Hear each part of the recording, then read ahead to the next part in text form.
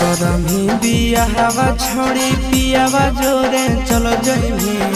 करमी बियाहवा छोड़ी पियावा जोरे चलो जइमी। आगे चुटा की भरा से नूरावा लेके पुटा की तोई बदल जाइमी। आगे चुटा की भरा से नूरावा लेके पुटा की तोई बदल जाइमी।